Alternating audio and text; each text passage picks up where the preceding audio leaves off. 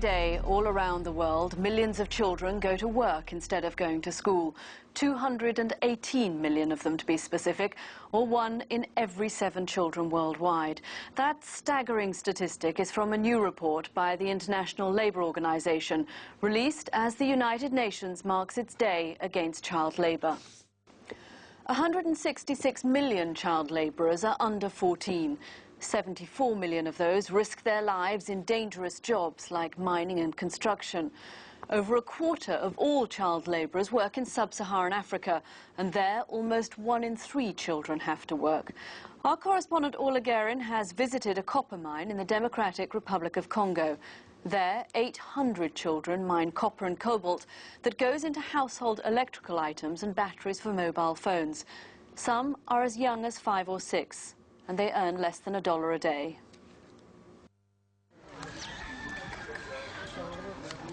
In the cold light of morning, with few comforts and with empty stomachs, it's time for the young to face another day. Cedric's the leader at 15, then the twins, Kaba and Deku, aged just 8. They pass school children fortunate enough to be going the other way. 2 hours later, they make it here, joining the ranks of the child labourers at Ruwashi mines. They toil alongside fully grown men. It's all unofficial, but highly organised. Our trio work as a team. Their first job, sifting away the dirt from nuggets of copper. Heavy work, especially for Deku. He tells me he's never been to school, but he wants to go.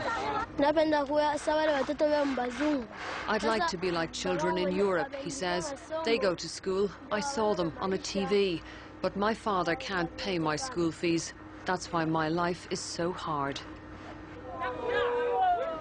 A few steps away, other young boys, like Deku, forage in the dirt. The older ones get paid more, so many of the organisers here prefer to use a child. In this one mine alone, there are close to 800 children hard at work.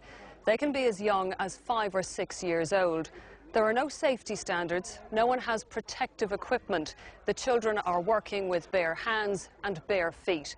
And while there is big money being made in all of this, it's not going to those here who are doing the digging. Or those standing waist deep in toxic water, washing the mineral deposits. Some here are as young as 10. Congo's vast mineral wealth has always benefited its leaders, not its people. Others have shared the spoils, local militias, foreign armies, and international mining interests. For Deku and Kaba, the day drags on. What they find here might wind up in your home. The copper and cobalt go to China and are used in products sold on world markets. Fridges, TVs, batteries for mobile phones. Deku didn't find much after hours of searching.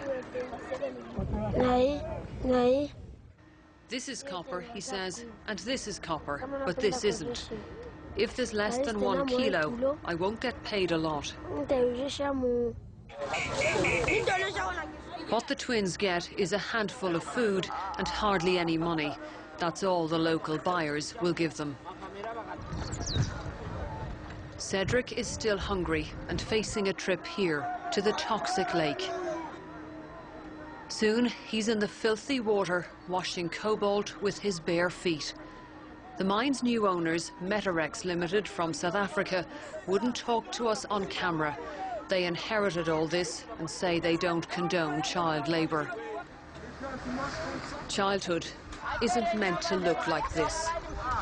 The irony is, without the mine, their future may be much bleaker. But the company wants all the informal miners out over time, including the children. We join Cedric and the twins on the long walk home after their 12-hour day. Between them, they didn't make enough for an evening meal. We get very, very tired in the mines, he says. We spend all day there. It's horrible work. Now we are just going to drink some water and fall asleep. At home, they wash the grime away, but tomorrow they'll be back in the mine. They go 6 days a week. Still, these boys have their dreams. Cedric wants to be a mechanic. Cava and Deku both want to be pastors. Orla Guerin, BBC News, Katanga.